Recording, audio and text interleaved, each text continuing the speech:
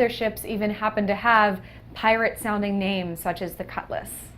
The Herald itself is a small, well-armored intelligence ship, which is perfect for its function of transporting information. It has a powerful engine for data transfer and protection. So we have here some concepts and some work-in-progress images of the Drake Herald. Now I know the question everyone's been asking is the ship symmetrical? And the answer is yes. We looked into making the ship asymmetrical and symmetrical and looked at some of the different designs, but ultimately decided to go in that direction.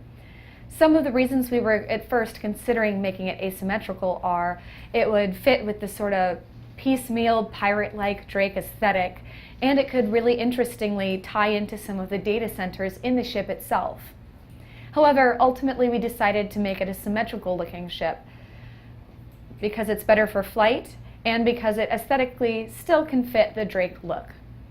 As we're moving forward with the ship, the two main things that we are trying to do is streamline the Herald and also make sure that everything ties in with its functionality in our universe. Streamline-wise, we created a lot of protected compartments for things such as the landing gear, antenna, and other functional pieces, bits, and components that come along with the Drake Herald. Functionality-wise, we wanted to make sure we had enough room for the data modules, power plants, and other technology that a powerhouse intelligence ship like the Drake Herald needs. We also wanted to make sure that everything fit into the ship in a way that made sense, since it's a very narrow ship. One of the major challenges we faced on the Drake Herald as we continue work is the cockpit. As with the body of the ship, the cockpit is very narrow.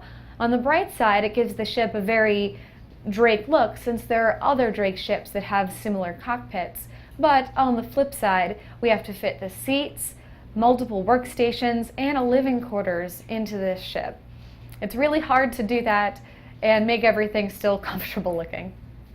Finally, we've also got some work-in-progress images of the antenna that the Drake Herald is going to have. You'll see we have a concept here of what one configuration of the antenna might look like on this ship.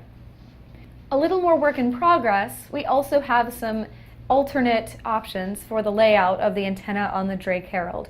You'll see we've got a bunch of them here. We've sort of roughed these out to see what each one might look like on the Drake Herald before we make a final choice about how the antenna are going to be configured. All right, that's it for this week. Thank you again.